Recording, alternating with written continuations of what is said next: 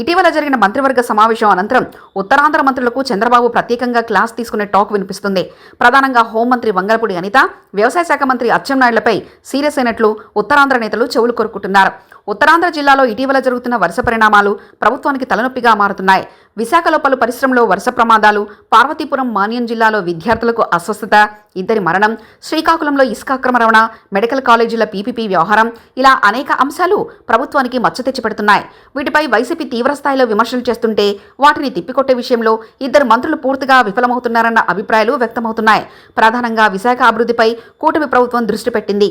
TCS, Google, Adani వంటి జాతీయ, అంతర్జాతీయ స్థాయి ఐటీ సంస్థలు విశాఖకు వస్తున్నాయి. వీటితో పాటు పదుల సంఖ్యలో బహుళజాతి కంపెనీలకు భూ కేటాయింపు చేస్తున్నారు. ఈ నేపథ్యం ప్రభుత్వం పట్ల రావాల్సిన మైలేజీ రావడం లేదని ప్రభుత్వ పెద్దలు భావిస్తున్నారు. మరో ఏడాదిలో భోగాపురం విమానాశ్రయ ప్రారంభానికి ముస్తాబవుతుంది. విశాఖలో విమానాశ్రయానికి కనెక్టివిటీగా 15 మాస్టర్ ప్లాన్ రహదారుల నిర్మాణాలు జరుగుతున్నాయి. అయినప్పటికీ ఆశించిన స్థాయిలో ప్రభుత్వానికి సానుకూలత రావడం లేదు. ఈ కార్యక్రమాలను మంత్రులు వంగలపూడి అనిత, అచ్చెన్నాయుడు ప్రజల్లో తీసుకెళ్లడంలో విఫలమవుతున్నారన్న భావనలో ఉన్నారు. ఈ విషయంలో మంత్రులు ఉదాసీనంగా ఉన్నారన్నది పార్టీ భావిస్తున్నట్లు సమాచారం. వీటినన్నిటిని పక్కన పెట్టి వైసీపీ మాత్రం స్టీల్ ప్లాంట్ ప్రైవేటీకరణ, వైద్య కాలేజీల పీపీపీ విధానం, మాన్యం జిల్లాలో విద్యార్థుల మరణాలు, ఇలా ఇతర అంశాలపై పెద్ద ఎత్తున నిరసనలు చేపట్టింది.